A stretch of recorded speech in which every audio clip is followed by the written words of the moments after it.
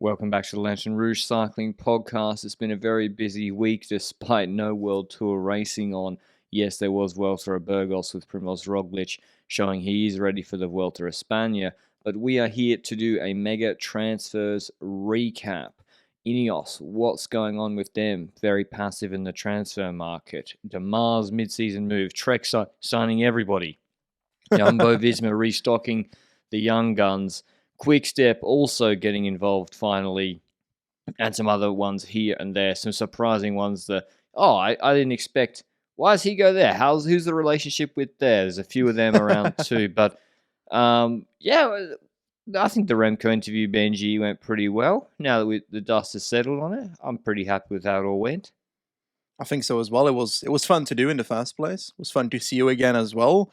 But also it's enjoyable to see that the effort that we've done to make this happen was rewarded with people just being happy that the content reached the internet, because it was good reaction, it was good feedback. And I also think that for a lot of people that it might have changed the way people look at Remco, because when you hear the media and the interviews and so forth, you often get a misrepresentation of what a rider really is like. And I feel like for the Remco, really might have been a point where people changed their mind. No?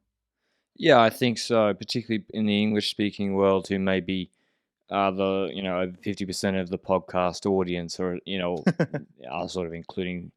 Anyway, that was a whole week thing. Like Sunday, Women's World Championships road race finished, and then you basically texted me saying Remco's in Andorra. I reckon we can tee it up, and then agreed with him to do it. And then furiously booking flights for you because I wanted to do it in person. Actually, our first ever in-person rider interview. Yeah. I think it made a big difference and made it much better, particularly when it's three people. And there's no certainly way we would have done an hour 45 remotely. There's just no way. 100%, because on one end you've got a rider that's sitting there in front of a screen and not really interacting with you in person. It's a bit more stress beforehand, because when you start like a digital interview, you automatically have the feeling of like, oh, we should immediately get started. No small talk before we get started. While in person, it's so much easier to have that small talk. It's so much easier to be relaxed with each other, and you get more of the vibes. And as a consequence, you know whether a longer interview will be possible or not, if that makes sense.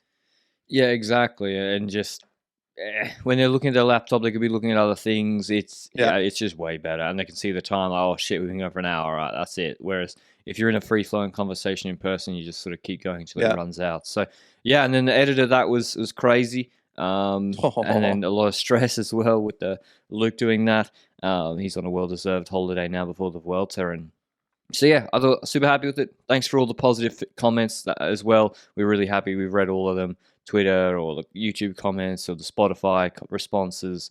It's been awesome to see that everyone enjoyed it. We'll try to tee up some more as well, because we didn't realize it would do so well. So we'll try to tee up some more interviews, maybe in the off season or maybe in the Italian race period in October. But anyway, onto the transfers. Speaking of Remco, he's kind of tied into this, but let's talk about the Ineos Grenadiers. So many rumors and not much pen to paper or announcements. Like, there's rumors of... Well, first there's I think you have to start with the Remco thing, Benji, because I think that's like the first domino. To me, it looked for a long time like they weren't doing anything in the hopes they would get Remco, and they were gonna save budget for that. But I don't think that's happening anymore. Definitely not via a buyout. I don't see that at all. And the merger as well, was that just a Twitter fiction? Like, where's this merger come from? I don't actually know. I feel like it was something that was suddenly existing. I also think there was an article from Wielerflits from Raymond Kerkhoffs, who actually proposed it as a potential option on the table. And I'd argue that he probably wouldn't put it in an article if there was no like thing to grasp on. For example, there have been rumors of conversations between the likes of Lefebvre and the likes of Radcliffe, for example, but those are just rumors. There's no factual proof that actually happened. And I think there's two parallel things here. You've got the fact that the Remco Quickstep drama, which there was uncertainty whether he would stay with Quickstep. People didn't know what was going to happen there. And there was interest along the way over the last year and a half from Ineos. But if he's got a contract, that's very difficult to do, and that was kind of the moral of the story there. But parallel to that, I heard some rumors that within Quickstep, there were some unsureties when it comes to the transfer policies. I recall hearing that Dave Brailsford is kind of more involved into the cycling thing again, because I swear he was out, right? Yeah. Yeah, I recall he was like to other sports for a bit, no? So Brailsford's the head of Ineos Sport overall, which is the 33% or whatever stake in the Formula One Mercedes team, which is the sailing team, which is OG Nice, the football club in the south of France, and which is the original Ineos or Sky cycling team. And he's also been quite sick, I believe. I hope he seems a bit better, maybe, but he's been quite sick as well, I think. And so he was not hands-on. He was not hands-on day-to-day in the transfers. And Rod Ellingworth, who was his, I think, right-hand man when it was peak Sky, Rod Ellingworth went to Bahrain, signed Cavendish, signed a few other riders, and then when Brailsford in, I don't know, 2021, 2021, went to do other things, I think, Ellingworth was called back to Ineos, got a job offer back to be basically the day-to-day big boss and of the team. And then Roger Hammond was brought in to be the director of racing. So Ellingworth's was making all the transfer decisions up to this point. But then I have a feeling that during the tour, Brailsford was back on the scene, giving interviews about the team's future in the car the weekend they won 2 stages, actually.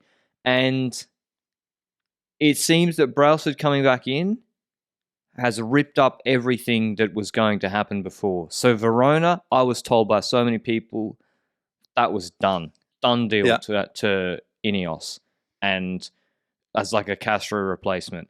Vos, apparently, I thought was a done deal, and both of these on big money, I think too, like surprising amount of money. The Vos one publicly so from Haugland's leak, and so. Then it's like, what's going on, Benji? Who's in charge? To me, it seems like Brailsford's come back in. It said, what the fuck is going on? And they've started from scratch and on the 1st of August for next year.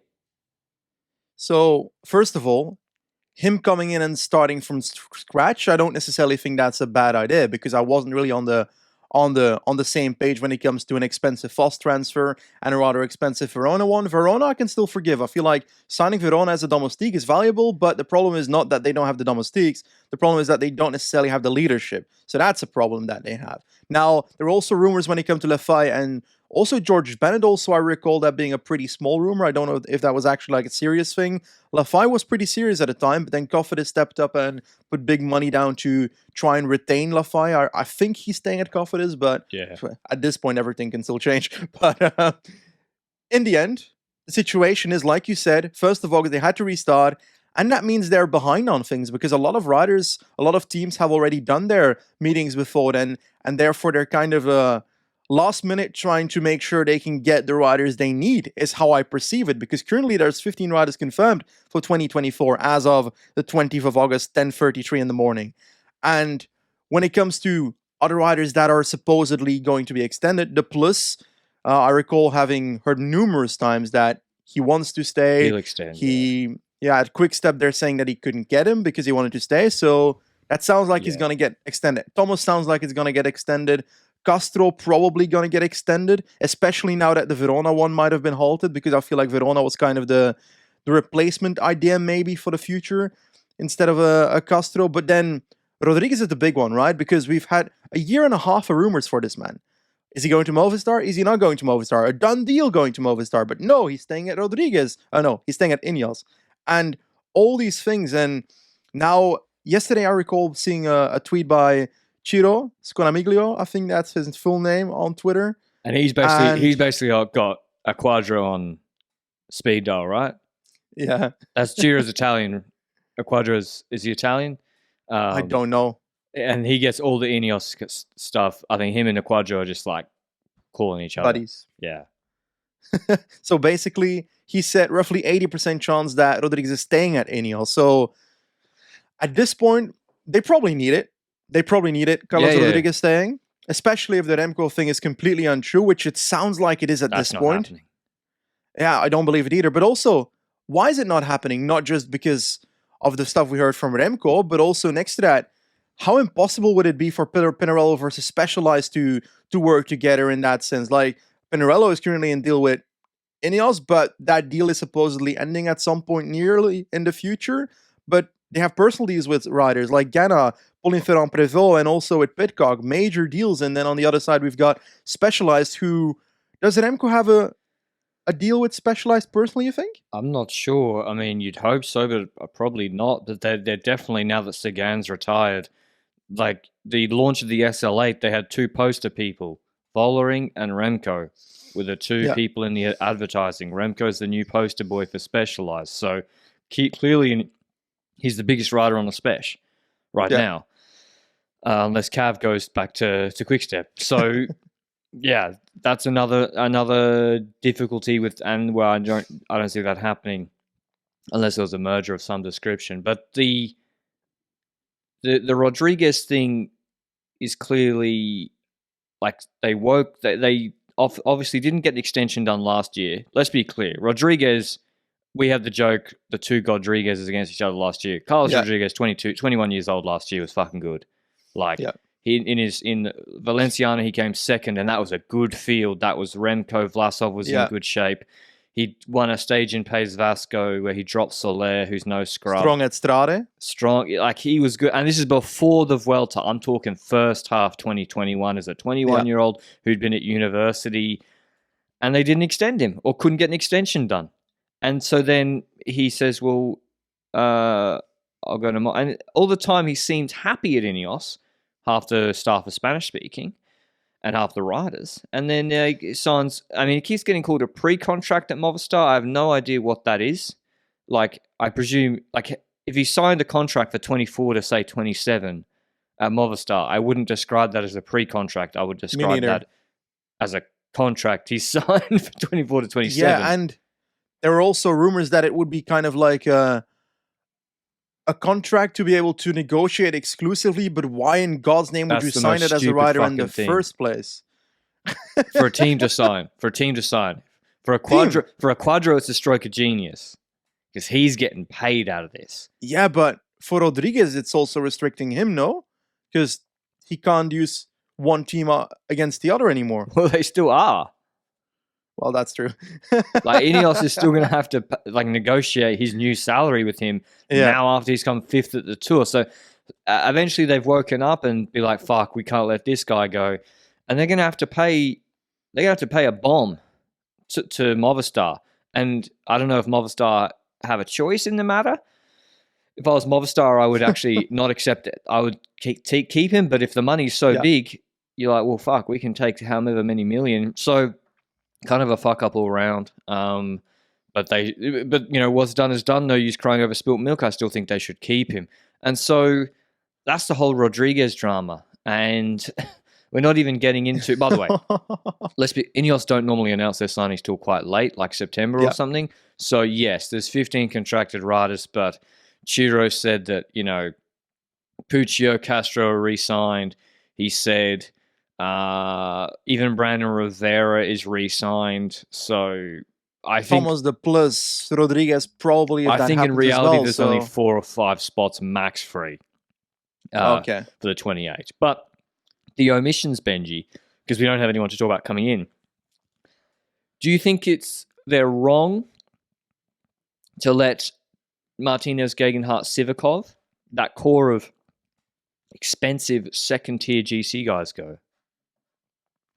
Ooh.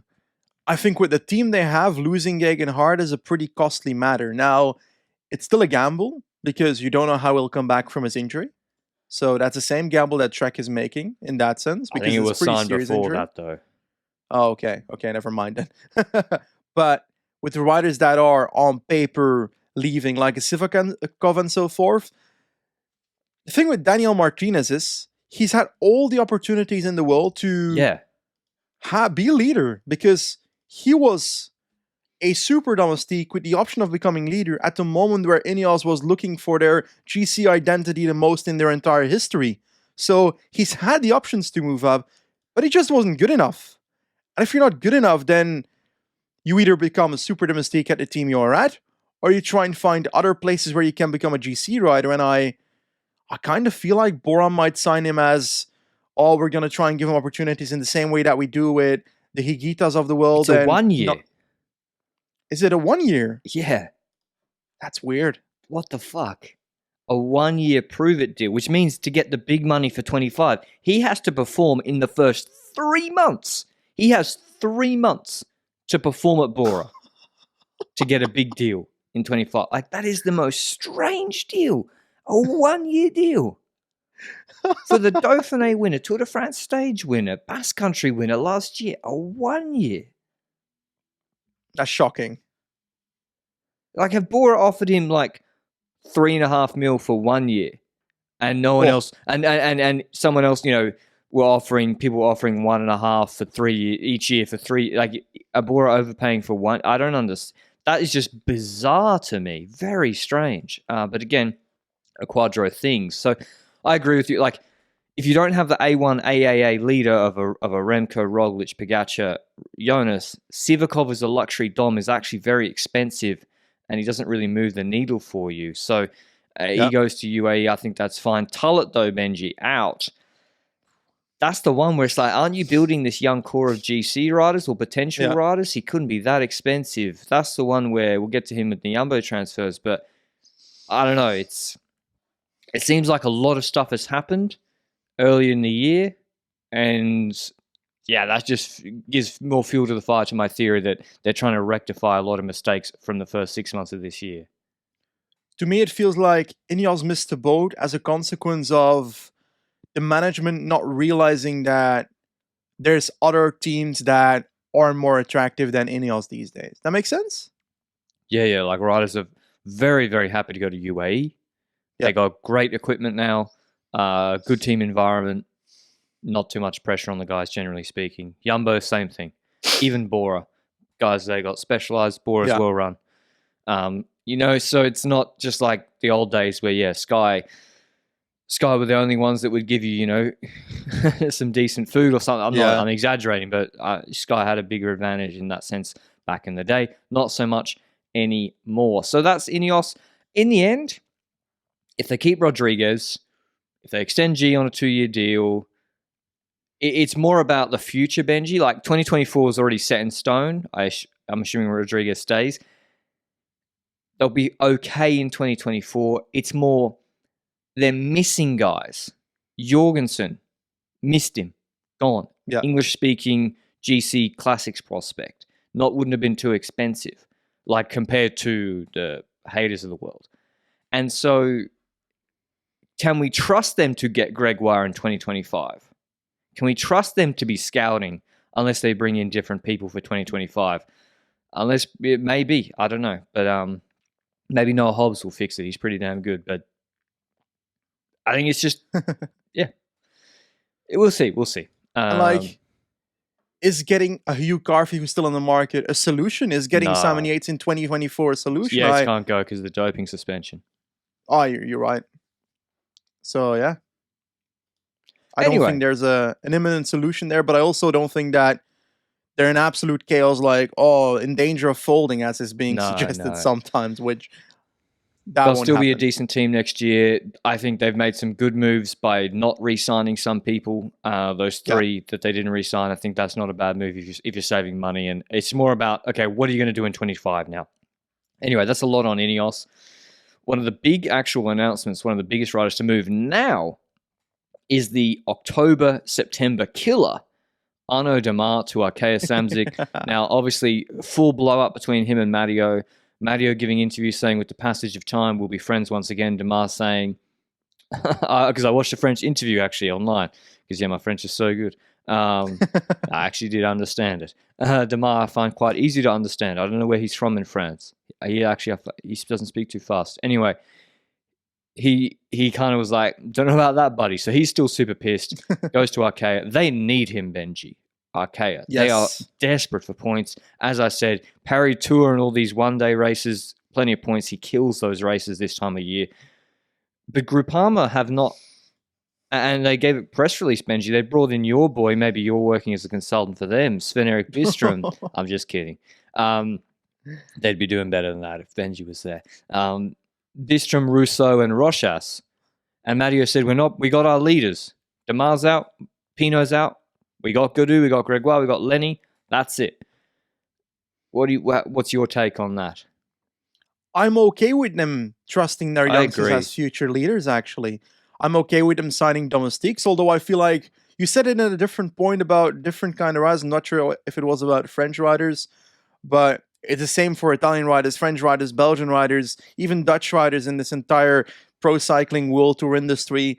There's this carousel going around of riders that are not necessarily World Tour worthy, that are going around in these French teams, for example. Like, Bistrom is good. Like, he's solid domestique and so forth.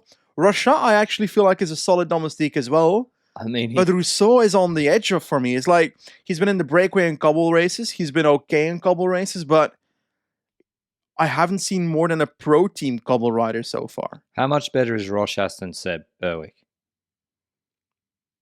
Well, if I say, I'll be killed. I mean, tell me. I'm just saying, like, I'm agreeing with you though. There is a French carousel. Yeah. And so those riders are not moving the needle in terms of wins. I think letting Demar go is a good idea. Listen. Yep. He's going to race for another 6 weeks in races that FDJ, okay, Paris Tour, lovely. It's not the Tour de France. He wasn't going to do the Vuelta. He wasn't going to do Milan-San Remo. They save 5 months of salary. They save maybe €1 million if his salary was 2.2. They save €1 million and he's only going to race at Arkea for a few weeks, 2 months, in races they don't care about, not the Tour FDJ. They don't need the points. I think it's a great idea, especially as it was toxic as fuck. So it's a win-win for both. I agree, but it also, for the public, it also shows to existing riders in the team and riders that might have offers of going there in the future of like, ooh, if I have any problems with Godou, then that means I'm not exiting the team or anything. It kind of sounds like that from the external side. So it's not a great message necessarily, but it is a good move financially to let Demar go, and it's a good move for Demar as well to go to a different team, and a great move for Arkea, who needs those points like you mentioned, because this guy's going to score at least 500, probably near 1,000 points in the next few months. Is 1,000 a lot? Probably a lot. 1,000's a lot, maybe 600 or 700, depends how he goes. Maybe he won't go well at Arkea. He has already been racing, and I don't think he got two good results in. I did Leuven with them, but he's doing... Yeah, man, look at his schedule. He's doing Bemester Classics today, which is a World Tour race. Yeah, his schedule is, points farming galore. Anyway, I agree that for FDJ, the proof will really be in can they extend their young guys who I really like for 25. Yeah. They're kind of in a holding pattern next year. They decided to hitch their wagon to GC David Godou. You know, I don't see it, but they also have costs. Like, should they have signed a Danny Martinez on a 2-year deal expensive to fill the Pinot gap? No.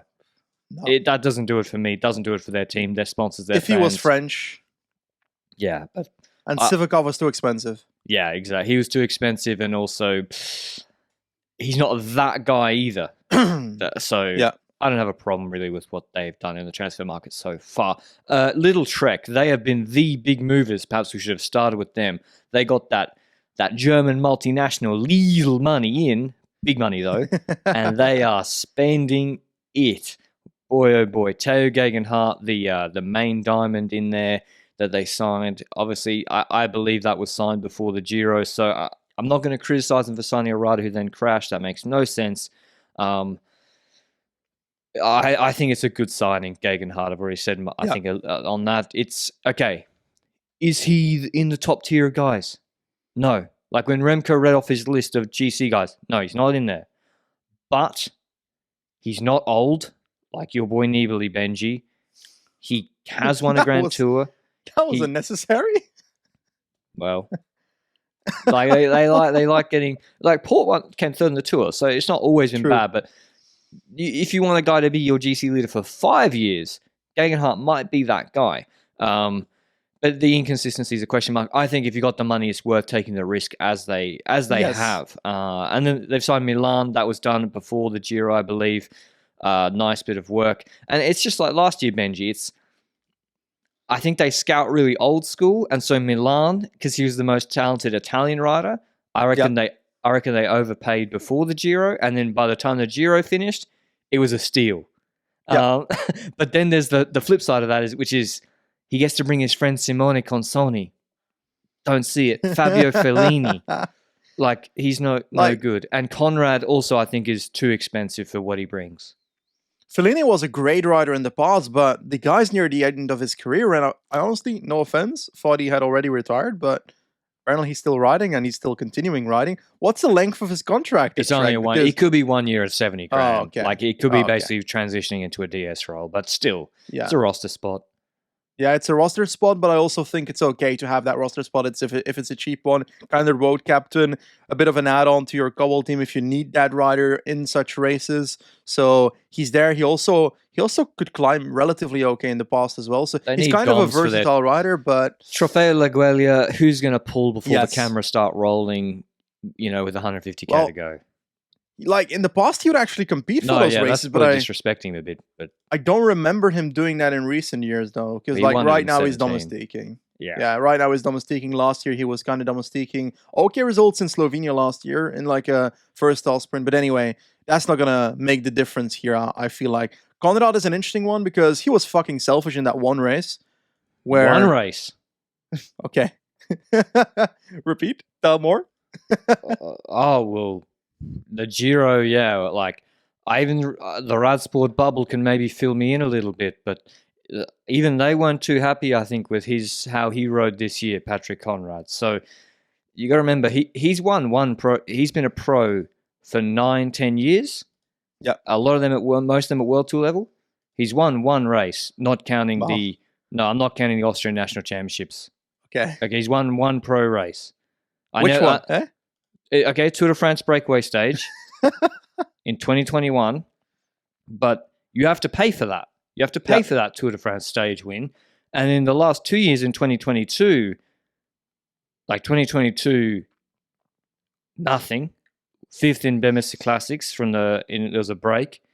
Yeah. Absolutely nothing. 23, absolutely nothing except for 8th in Liège. And that's 2 years. So since the Tour de France stage win, and I reckon he's on over 1 million.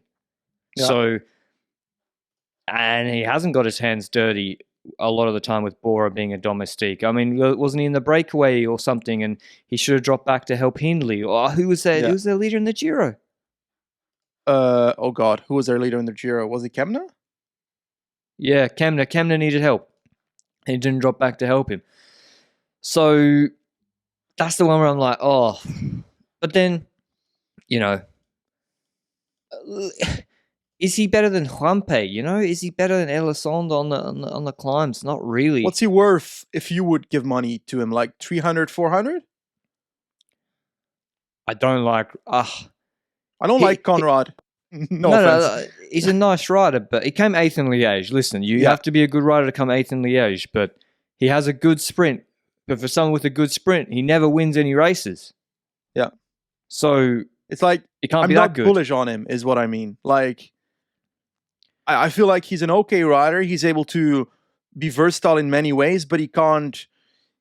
If he doesn't want to domestique for other people, because we've seen occasions this year where he straight up didn't want to domestique for. Were they sprinting Edith Schelling, Conrad next to each other? Yes. Stage 1 in Catalonia, they were supposed to go for Conrad over Schelling, and this is why I think Schelling probably wanted to leave, because Schelling is much quicker than Conrad. He is quicker than Conrad. Conrad, as I said, has never won a sprint. He's never won a sprint. And but Conrad crashed in that Catalonia Stage 1 crash, and then Schelling did really well, and then they changed, I think, to Schelling. Or maybe it was the stage Schelling won they were supposed to, because Schelling won a stage, didn't he? Or I don't know. But, they've obviously given him a lot of chances. And, listen, he's probably going to go out and win fucking 3 World Tour races next year and come top 5 in the age. And he might. But 2 years, he's not been that good. He's not been that good. So it's, they've got all that money. I would say to Little Trek, just be careful. Don't spend it all at once. Would be what I would say to Little Trek. But who am I to say that? Maybe they got to get money for that Scalemoser extension, Benji. They got to. I wouldn't. Would make sure you can afford the Scalemoser extension. Now we've spoken about Little Trek. There's other big teams that also made moves, the likes of UAE, the likes of Jumbo-Visma. But let's go to Jumbo-Visma first. We've got transfers that, let's be honest about it, they're the most leaked transfers ever, Jumbo-Visma. I swear, like every year we know who they're going to sign months in advance. It's always brought out early. And Jorgensen, man. yeah, and Jorgensen and Tullet, those are two riders that were announced ages ago, next to the three riders that were also stepping up now from their dev team. Lou van Belle, for example, Per Hagenes and Johannes Tonemieter. But let's first start with the big guns here. Jorgensen, versatile rider, was very strong at the likes of Paris and Romandy, if I recall correctly. Yeah, Romandy. Didn't really show up on the level at Dauphiné and Tour de France, but he also crashed, if I recall, before that. So that's probably influenced his results and performances there. But he's also good when it comes to his versatility in cobble races, most likely, and those types of races. So I reckon this is a really good signing, and I feel like this will strengthen the team, not just when it comes to GC, as a domestique, a super domestique in some shape or form. I don't see him being leader instantly, but when it comes to the cobble races, he's a very valuable rider as well. That combination is truly there, no? Yeah, and I think this is a good opportunity to remind, I'm obviously biased because this is my work, has been these signings and scoutings and stuff. So it'd make no sense for me just to shit on my own work. So just let that be clear. But anyway, I'll give my perspective regardless. Yeah, I think Jorgensen's a great rider. Young, good profile, trajectory's really good. Took that step up, as you said, like Oman and the classics. He's top 10 and top 9th in Tour of Flanders and 4th in E3. And the climbing, once I saw because I thought Mauri would drop him on Green Mountain. And then when I saw Mauri didn't drop him on Green Mountain, I was like, and because Jorgensen's 6'3" or something, 190 centimeters, I was like, this guy's got an engine and can really climb well for a big guy. And then, yeah, he's on Movistar that no one on Movistar went well at the Dauphiné or Tour de France. So I think there was a team problem there. Whether they stuffed up the altitude camp or what, but Mas also had big problems. So, yeah, I obviously think it's a great signing. I was very surprised that Ineos didn't jump for him, or Trek, because Trek are an half American team. They got no American riders. I was very surprised, but big addition for Jumbo. The rich get richer. About Jorgensen, you said it when it comes to the Middle Eastern race at the start of the year, really strong there against Van Zevenand and so forth. But at what point do you pause the thought process of like, ooh, this is only just the Middle Eastern races where Bouchard is also performing well, but then doesn't really perform throughout the rest of the year outside of like a KOM jersey somewhere? At what point were you like, okay, this is the real deal next to the Middle Eastern races? After Paris Stage 8, I was like, must sign, because for anybody, I was like, everybody should want this guy on their team, because he did the big peak what's in the Middle East. As you said, lots of guys, or many guys have done that, doesn't mean much. Yeah. Then in Paris Stage 5, Pogacar goes clear on Col d'Ez, and Jorgensen is chasing full gas, barely getting any pulls from a group of 4 little guys. It was Simon Yates, Vingegaard, and Gaudu, all about half his size. I was like, holy fuck. This guy... And he was trucking. He was like dropping these guys off the wheel on the flat. I was like, man, yeah, useful rider. Didn't win a Tour stage, but also, I think very valuable for Jumbo-Visma that when this guy wants to get in a breakaway, he gets in the breakaway. And his strike rate, the problem is he doesn't win very much, or hasn't won in the Tour, because he can't sprint very well. And his punch doesn't seem to be that good. So that makes it difficult for him to win these Tour de France stages, but as a domestique, as a satellite rider, I also think he can be incredible. I think so as well, and I reckon he can do the same work that a Wout van Aert sometimes does in breakaways, which is, this is heresy to say in Belgium, but I reckon like the Tourmalet action, Jorgensen can probably do that, because he could be in the breakaway there. the flat valley, he's got the strength on the flat to pace as well. And the first 2 kilometers of Colter, I'd expect him to also do. So that's also like a replacement's worst case. Let's say Wout van Aert gets injured before the Tour de France. He can also take up that role and will also probably be in that team regardless of Wout van Aert being there or not. So I think that's a valuable addition, like you say. And then the Ben Tullets of the world. Well, on Jorgensen, yeah. Do you think, and this is also with Tullet, but do you think for Jorgensen he'll get his own chances to lead a 1 week GC race? At some point, yes. At some point, yes. I'm more when it comes to Jorgensen than Tullet. But I don't see it instantly either, as in the big races will be Roglic and Vingegaard. That's obvious, but there are races in the year where these other riders will be able to ride in some shape or form, in the same way that I swear Valtters had an opportunity this year. It's not the biggest race that he got an opportunity at. I don't really recall which race it was, but there was one race where he had ridden for GC recently. Norway. Pro race level, yeah. Tour of Norway, for example. So if he ends up winning that, then suddenly he will be able to have an opportunity. And we know at Jumbo-Visma that if you're good enough, you get opportunities. Because, well, first of all, sometimes the leaders crash out. In 21 or whatever it was. Exactly. So if you're strong enough, they're going to use you tactically. I think it's... I don't think Jorgensen's going to be... Okay, in a Grand Tour in the Tour de France, yeah, it's clear. Like, yeah.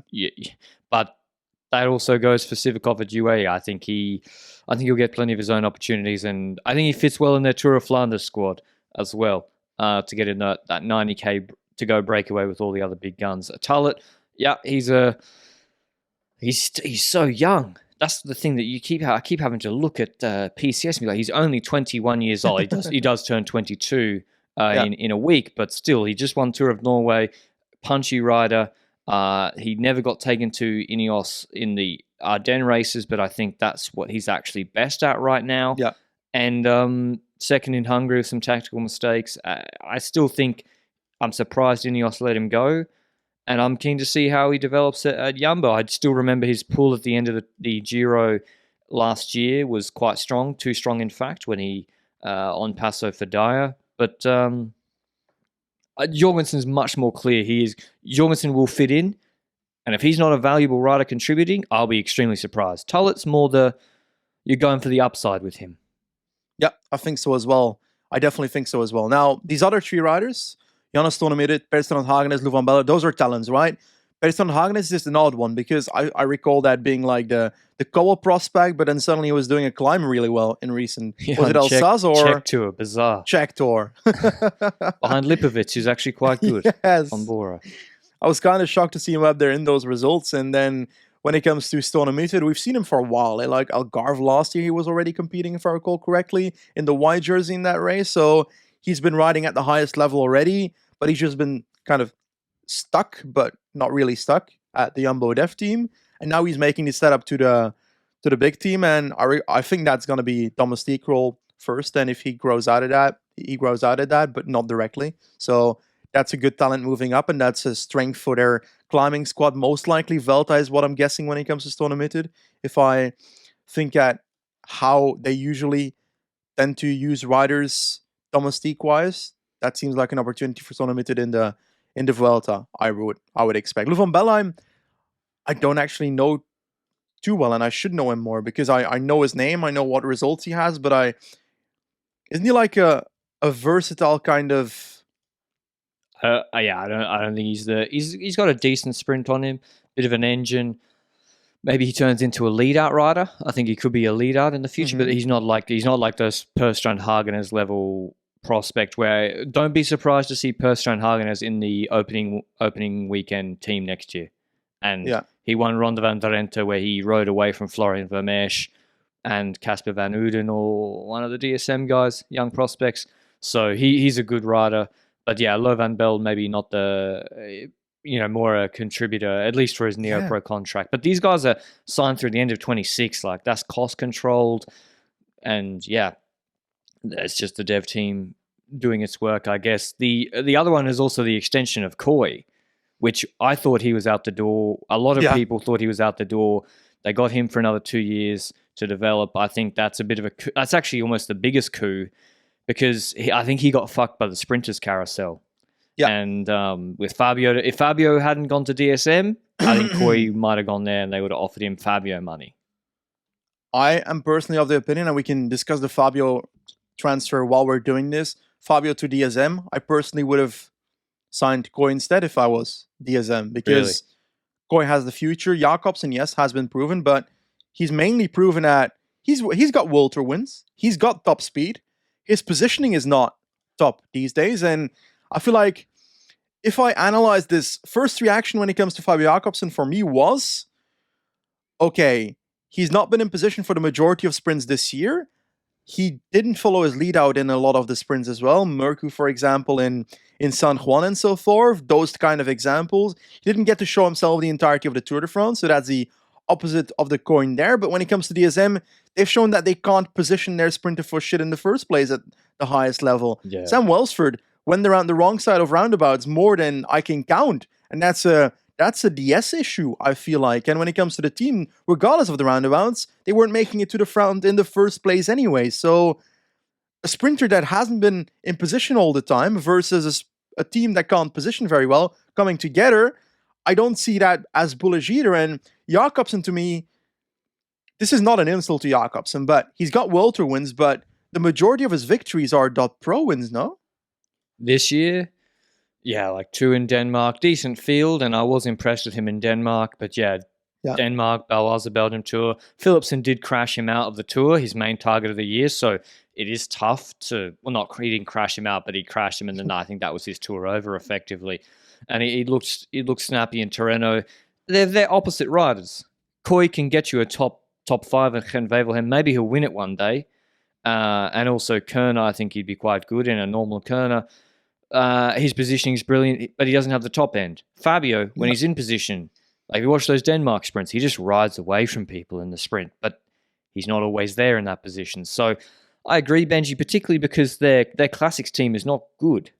They need someone for a headwind omloop one year, even just to come top 5 in the sprint behind. Yeah. Okay, he's not going to go with Laporte, Van Aert, and Asgren maybe, but Anyway, that's I guess we'll see in a year.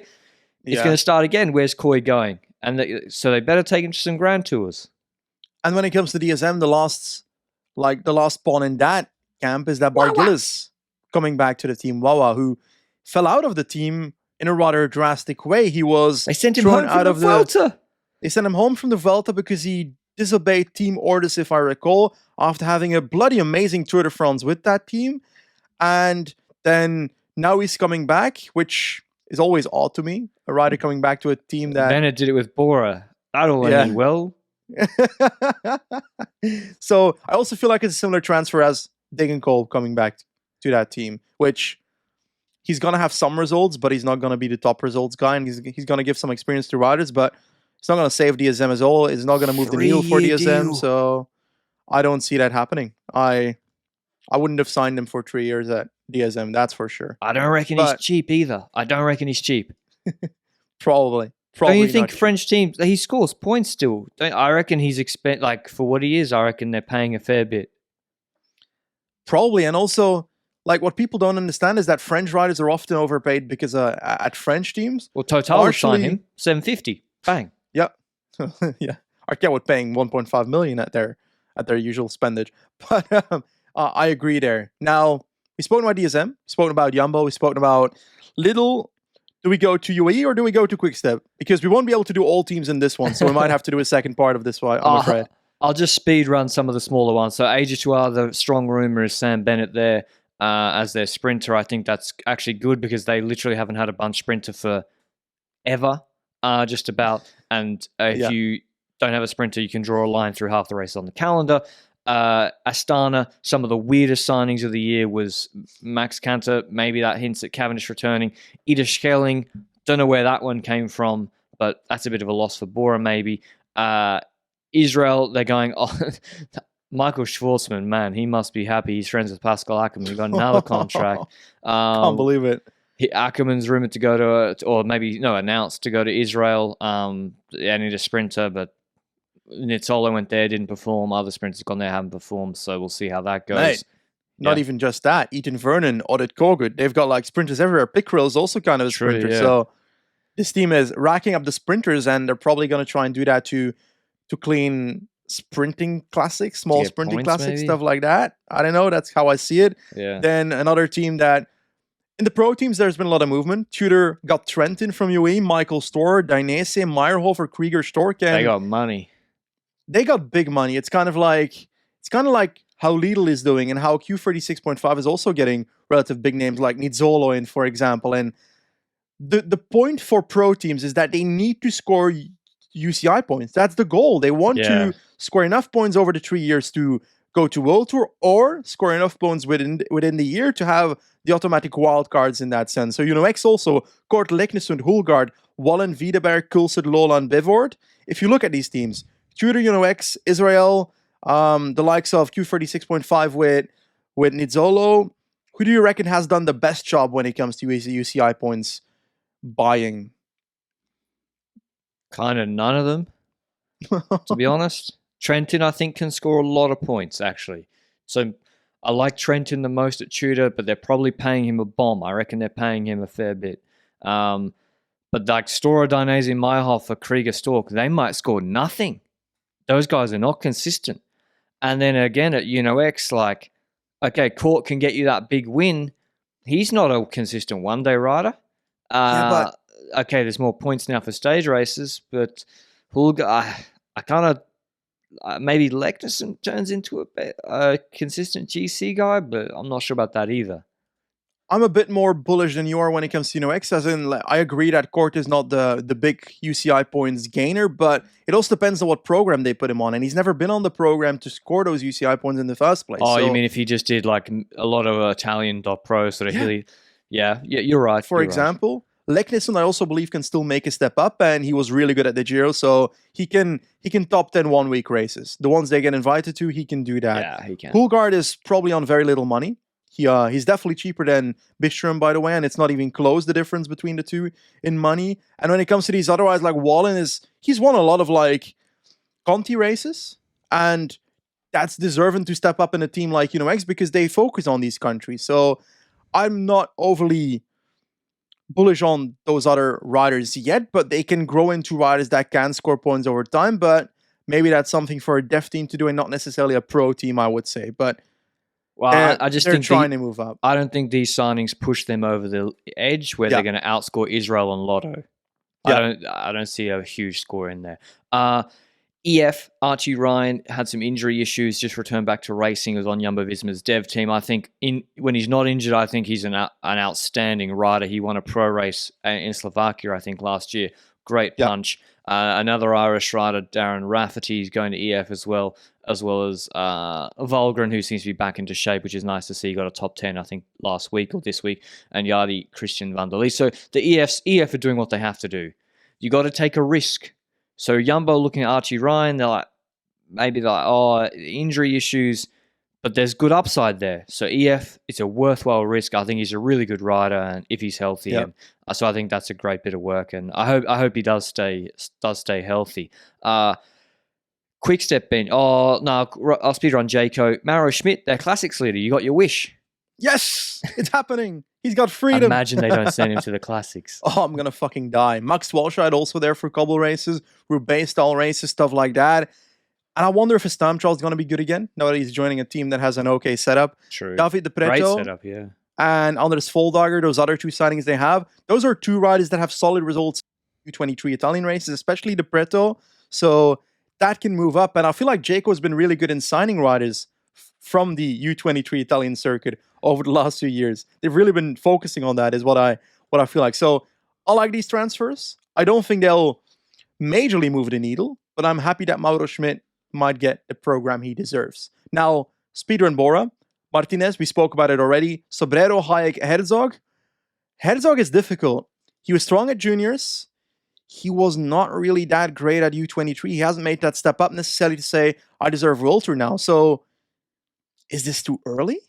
I think so. I mean, and Bora have been doing this a few times. So, they got burnt with Marco Brenner going to DSM when they thought they were going to get him. He skipped U23s, and Herzog's a huge prospect. I grant you that. But yeah, as you said, Benji, there's no one who needs it unless they have data or testing or something. But you look at this guy's results.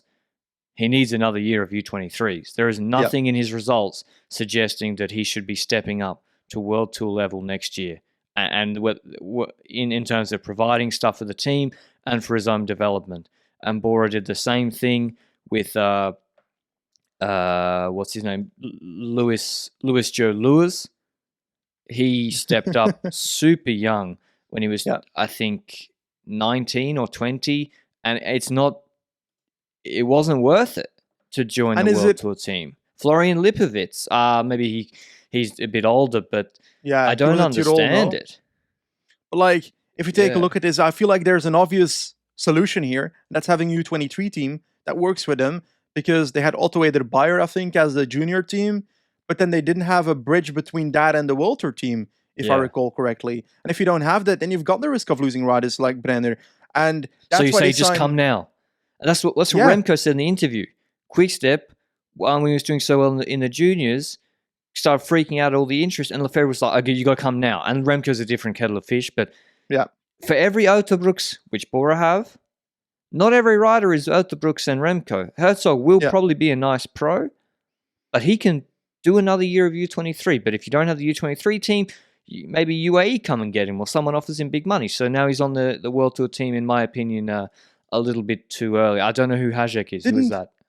I checked his results, and now I've completely forgotten. He doesn't have the craziest results in general, so I'm not overly bullish, but they probably have the numbers to prove that he's an okay talent, but not necessarily to step up already. But didn't they announce like a deal with Tirol as their U23? Oh yeah, I think so. Thing at some point, but they're not using it then. If I see how it is, like anyway, that's our view on Broe. Let's go to two of the bigger teams again. I think that those are the last two teams, Quick-Step and UAE. Let's start off with Quick-Step.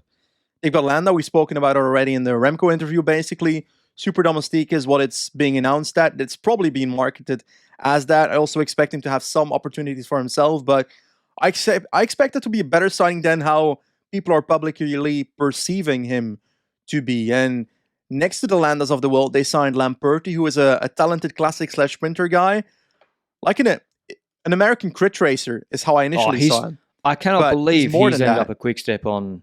I know there's a Specialized connection. Yeah. So, and he was on Spesh at Trinity, right? So I thought Ineos would go for him. Yeah. Or Bora, because Bora could get another sprinter in. And I think Lamperti's really good.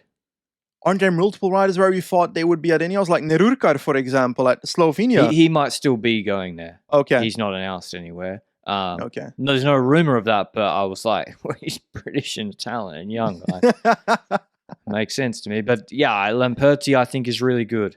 So yeah, it's just a classic Quick-Step signing. Vernon, he comes in. I think they decided Vernon's not that guy. He's not going to step up to Jakobsen and Merlier. Out you go.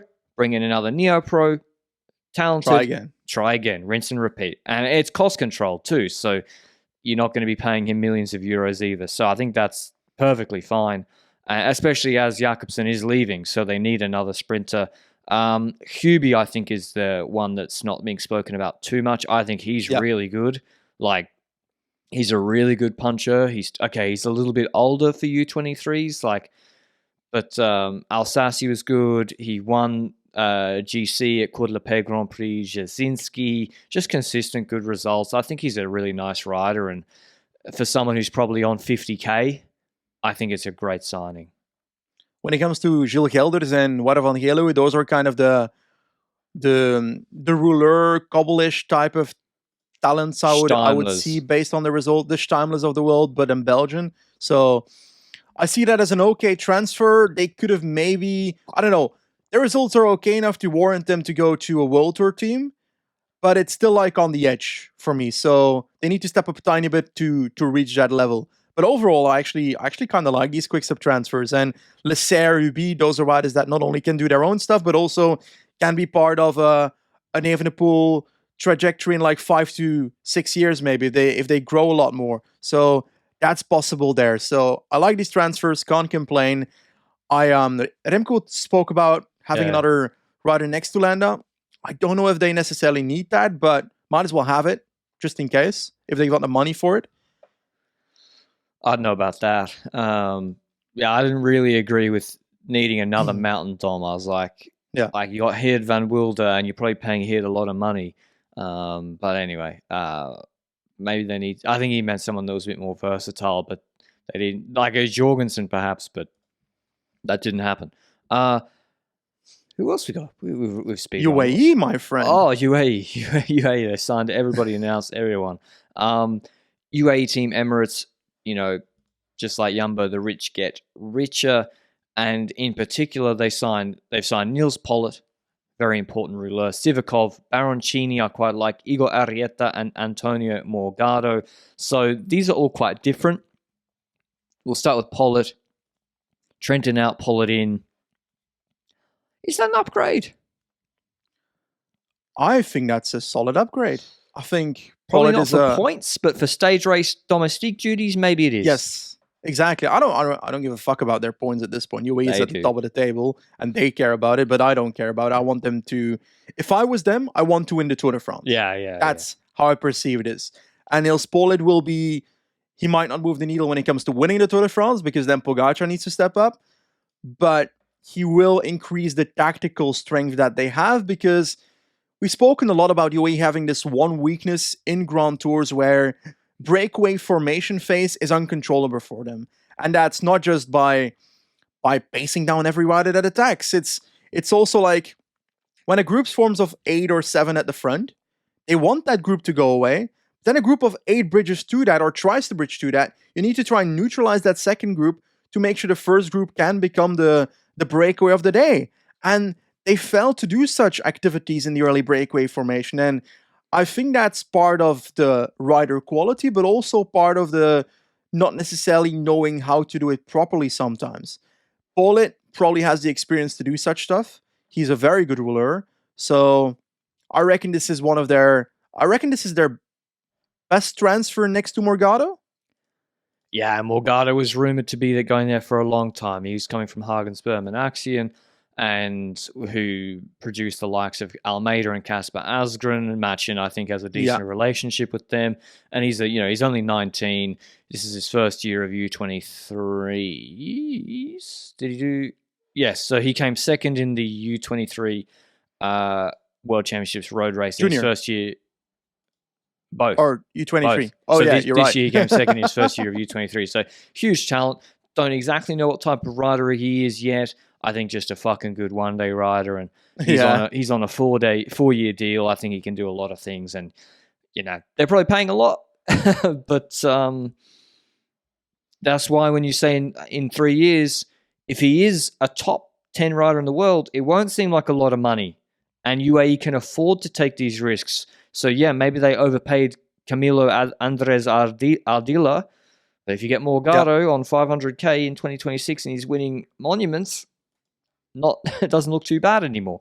Sorry, go on. It's not the only talent that they sign either. Eh? Like Filippo Baroncini is a rider that was at Trek. He won the Junior World Championships, if I recall. It was U23 World Championships, if I recall.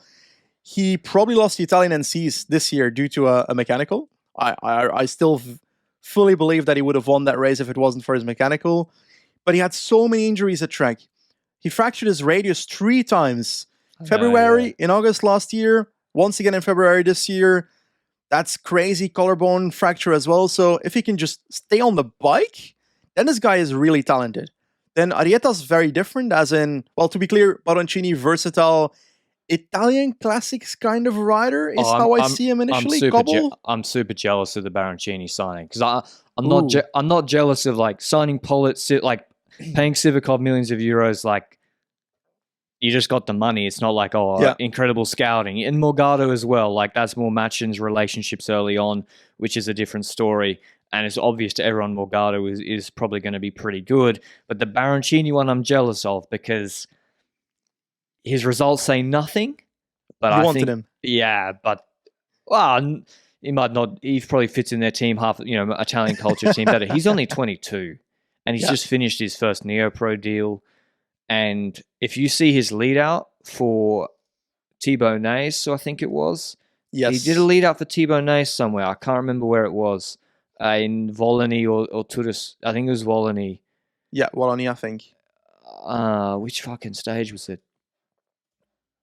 It was so good, I man. can tell you. Anyway, Nice one, right? Naes won it. I swear he did a lead up for Thibaut Naes somewhere. Canton Zargo, probably, or Norway. It was in Grosse Presse de Canton Aargau, the Swiss one-day race, and Baroncini just unbelievable. And so I think he's could be a really good one-day racer and very valuable in an Ardennes team. So is he going to be Alaphilippe? No, but I think he's a really good rider. And I think he could be a valuable stage racing guy. So I think that's good scouting. Seeing, okay, he's not had the best of luck in his U20 in his Neo Pro contract. A lot of talent there, still only 22. Sivakov, Benji's kind of the obvious one where it's like they sign someone like Sivakov every year. And you got to pay a lot of money for it, and that's what Remco said. Like they just can't afford it. Is it not just an addition to the team, but also a replacement for Micah before Micah already leaves? I think so. I think it's in case Micah declines. Micah is in his maybe mid-30s. He's not that old, but he's 33, turning 34 in a month. I think it's that role, and they're one of the teams that can afford to do it. Only a 3-year deal. Yep. But yeah, it's will it change the Tour de France for them? Not necessarily, but yeah, they want points as well, and that will probably score a lot of points for them. Arrieta, I think, is a relationship thing, because what happened with the dad at Movistar? There's beef? I don't recall what the beef initially was, but basically he rode for Movistar in the younger years, so it wasn't called Movistar then, Caisse d'Epargne and so forth.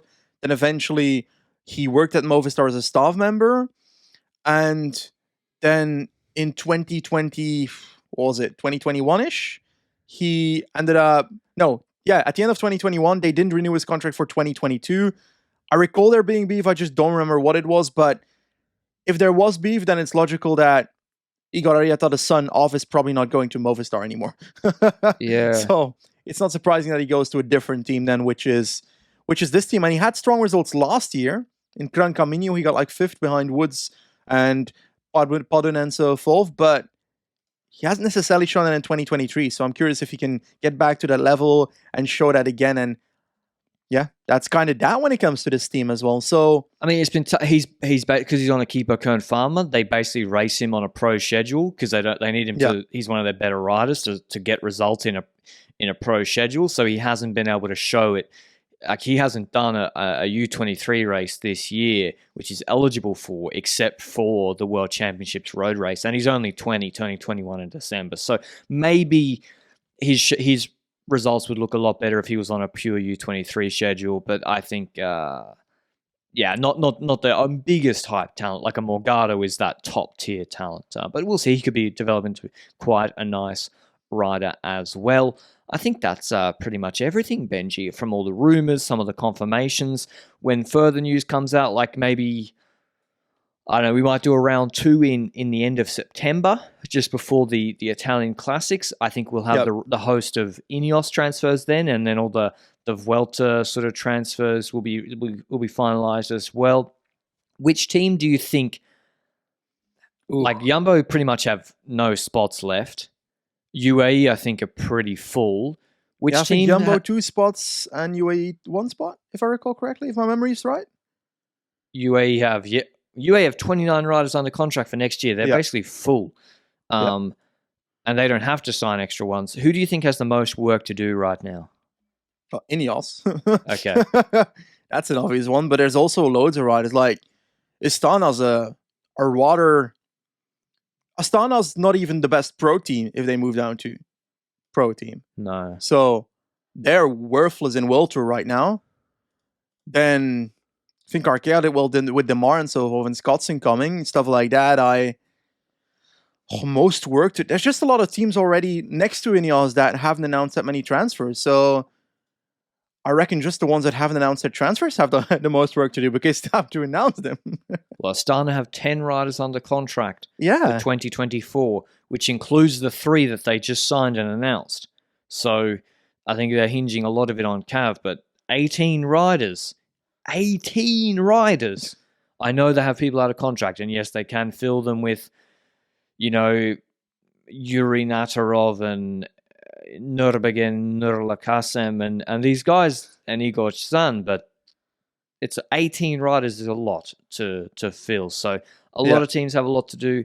Intermarché, I don't know what their plan is either, but the problem is we haven't really had like a Jorgensen. Like, has anyone been really poached? Like a big rider, big talent, and this is maybe a reflection on the state of the market. No big name, big talent has been snapped up by a mid-tier team. From what I can see, it's like UAE, Jumbo, Ineos just hoard. Movistar even get a guy under contract. That contract gets broken. Yeah. Like, it's the three big teams just hoovering up everything, and Intermarché can't get their hands on someone like Tullet. You know what we call that in Belgium? Water keeps running to the sea. Okay. Water keeps running to the sea. The rich get richer, and the rest are left fighting for, not for scraps, but, you know, Little Trek have come in. Little Trek probably the exception to that rule that I see. Do you think a salary cap needs to be introduced, Benji?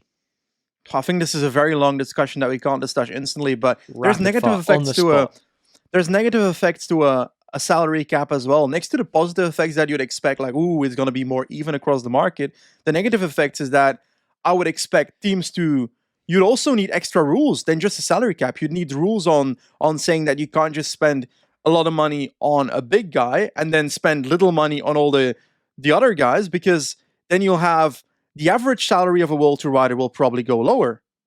For sure. And what you would do is you would sign Vingegaard or those Pogacar to the same amount they're still on. Yeah. And then you just pay everyone else the minimum. Yeah. You'll get better results that way. I think probably there should be a salary cap. Ooh. Mainly because it would give us so much more to talk about. I think it would make a draft at the start of the season for the youngsters. Yeah, that would be good as well.